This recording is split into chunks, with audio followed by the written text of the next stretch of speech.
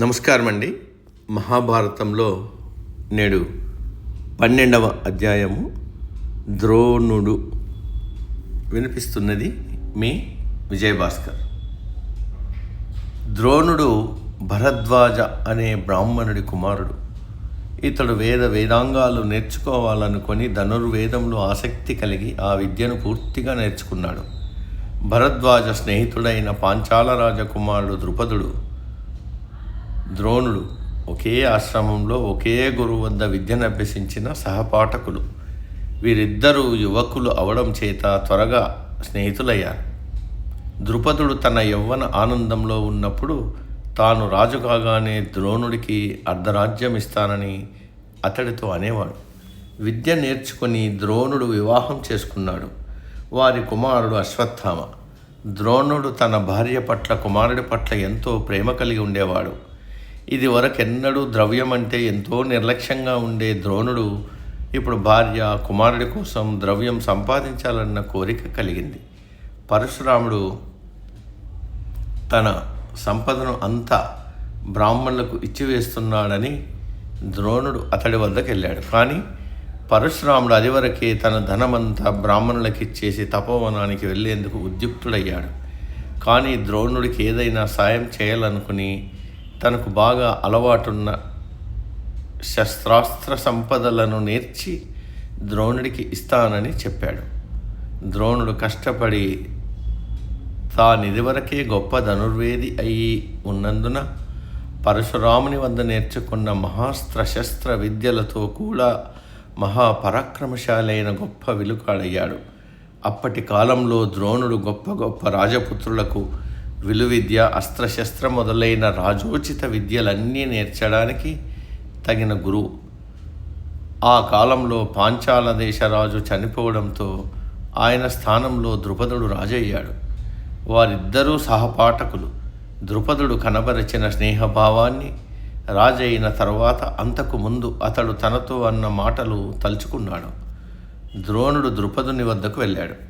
కానీ విద్యాభ్యాస కాలపు నాటి ద్రుపదునికి రాజైన ఇప్పటి ద్రుపదునికి తేడా ఉందని ద్రోణుడికి తోచింది. పూర్వపు స్నేహితుణ్ణి ద్రోణుడు తన గురించి పరిచయం చేసుకున్నాడు.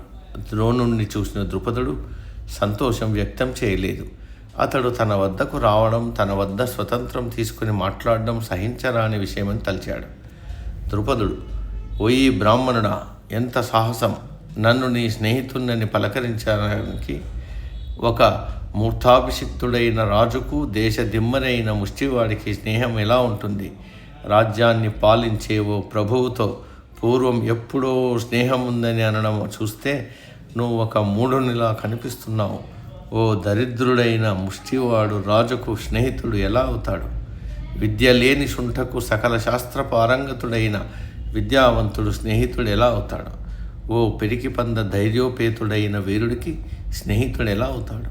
స్నేహం అనేది సామాన్య పరిస్థితులు గల వారి మధ్య ఉంటుంది. దేశాలు తిరిగే బిచ్చగాడు రాజుకు స్నేహితుడు కాడు అన్నాడు ద్రుపదుడు.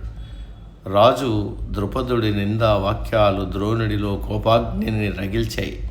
కోపంతో బుసలు కొడుతున్న ద్రోణుణ్ణి రాజసౌధం నుంచి గెంటివేశారు. తనను పరాభవించిన పవిత్రమైన పూర్వ స్నేహాన్ని తోసిపుచ్చిన ద్రుపదుణ్ణి శిక్షించి తీరవలసిందే అని ద్రోణుడు శపథం తీసుకున్నాడు.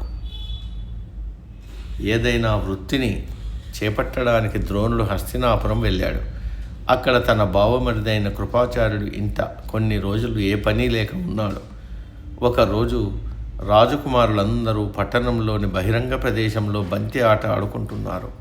ఆ ఆటలో బంతితో పాటు యుధిష్ఠరుడి ఉంగరం ఒక నూతిలో పడింది. రాకుమారులంతా నుయ్యి చుట్టూ మూగారు. నూతి అడుగు భాగాన ఉన్న నిశ్చలమైన నీటిలో మెరుస్తున్న ఉంగరాన్ని చూశారు. కానీ ఎవ్వరూ దాన్ని బయటకు తీయడానికి ఉపాయం ఆలోచించడం లేదు. ఓ నల్లని బ్రాహ్మణుడు నవ్వుతూ వారి వెనకే నిలబడి ఈ సంగతి చూస్తున్నాడని రాజకుమారులకి తెలియదు. ఆ బ్రాహ్మణుడు రాజకుమారులతో ఇలా అన్నాడు, ఓ రాకుమారులారా, మీరంతా ప్రతాపానికి పేరెన్నికగన్న భరత వంశజాతులకు చెందినవారు. ధనుర్విద్య నేర్చిన ఎవడైనా ఈ బంతిని ఎందుకు తీయలేకపోతున్నారు? మీకోసం బంతిని తీయనా అన్నాడు. దీనికి యుధిష్ఠిరుడు నవ్వుతూ హాస్యంగా, ఓ బ్రాహ్మణుడా, మీరు ఈ బంతిని పైకి తీస్తే కృపాచార్యుల ఇంటి మీకు కడుపు నిండా భోజనం పెట్టిస్తానన్నాడు. దీంతో ద్రోణుడు ఓ గడ్డిపోచను నూతిలో విడిచి కొన్ని మంత్రాలను ఉచ్చరించాడు. ఆ గడ్డిపోచను నూతిలోకి దింపుతూ తుదకు ఒక బాణం వేసి బంతికి గుచ్చుకునేట్లు చేశాడు. తర్వాత ఒకటిగా గడ్డిపోచలను నూతిలోకి వదిలాడు. చివరికి ఒక బాణం గొలుసులా తయారైంది. దానితో ద్రోణుడు బంతిని బయటకు తీశాడు. ఆశ్చర్యపోవడం రాజకుమారుల వంతైంది. యుధిష్ఠిరుడి ఉంగరాన్ని కూడా బయటకు తీయాలని ఆ బ్రాహ్మణుణ్ణి కోరారు. ద్రోణుడు ఒకరి విల్లు పుచ్చుకొని అమ్ము తొడిగి నూతికి అడుగు భాగాన ఉన్న ఉంగరం మధ్యకు సారించాడు. ఆ బాణం ప్రచండ వేగంతో నూతి అడుగు భాగాన్ని తాకి ఉంగరంతో పాటు బయటపడింది. బ్రాహ్మణుడు ఆ ఉంగరాన్ని నవ్వుతూ రాకుమారులకిచ్చాడు. ఆ బ్రాహ్మణుడి ప్రతిభావంతమైన క్రియలను పరిశీలించిన రాజకుమారులందరూ ఆశ్చర్యపోయారు. ఓ బ్రాహ్మణోత్తమ, మేమందరం మీకు వందనాలు చేస్తున్నాం. తమరెవరు? మీకు మేము చేయవలసిన ఉపకారం ఏమైనా ఉన్నదా అని అడిగారు. అందుకు ద్రోణుడు, ఓ రాకుమారులారా, మీరంతా భీష్ముడి వద్దకు వెళ్ళి నేనెవరినో ఆయనను అడిగి తెలుసుకోండి అన్నాడు. రాకుమారులు భీష్ముడి వద్దకు వెళ్ళి గుర్తులు చెప్పి అతడెవరైనది అడిగారు. వారు చెప్పిన వర్ణనను బట్టి ఆ బ్రాహ్మణుడు ప్రసిద్ధి చెందిన ధనరాచార్యుడైన ద్రోణుడే అని భీష్ముడు గ్రహించాడు. పాండవ కౌరవులకు మిగిలి ఉన్న విద్యాభ్యాసాన్నంతా చేయించడానికి ద్రోణుడే సరైన వాడని భీష్ముడు భావించాడు. ద్రోణాచార్యుల వారిని ప్రత్యేక గౌరవంతో ఆహ్వానించి రాజపుత్రులకు ధనుర్వేద గురువును నిర్మించాడు. కౌరవ పాండవ కుమారులందరూ వారి వారి విద్యలు పూర్తి చేసిన తరువాత గురుదక్షిణగా ద్రుపద రాజును బంధించి ప్రాణంతో తన వద్దకు తీసుకురావాలని కర్ణుణ్ణి, దుర్యోధనుణ్ణి కోరాడు. ద్రోణుడి ఆదేశం మేరకు వారిద్దరూ వెళ్ళి తమ కార్యాన్ని నెరవేర్చలేక తిరిగి వచ్చారు. తరువాత అదే పని మీద అర్జునుణ్ణి పంపారు. అతడు యుద్ధంలో ద్రుపదుణ్ణి ఓడించి ఆయనను ఆయన మంత్రిని కూడా బంధించి తెచ్చి ద్రోణుడి ముందు పడేశాడు. ద్రోణుడు నవ్వుతూ ద్రుపదుడితో ఇలా అన్నాడు, ఓయి రాజశ్రేష్ఠుడా, నీ ప్రాణాల విషయమై భయపడకు. మన చిన్నతనంలో ఇద్దరం సహవిద్యార్థులం, స్నేహితులం. ఈ అంశాన్ని ప్రభు అయ్యాక నీవు మరిచి నన్ను అవమానించావు. రాజుకు రాజే స్నేహితుడని నువ్వు నాతో చెప్పావు. నీ రాజ్యాన్ని జయించి నేనిప్పుడు రాజునయ్యాను. నేను రాజునైనా నీ స్నేహాన్ని విడిచిపెట్టాను.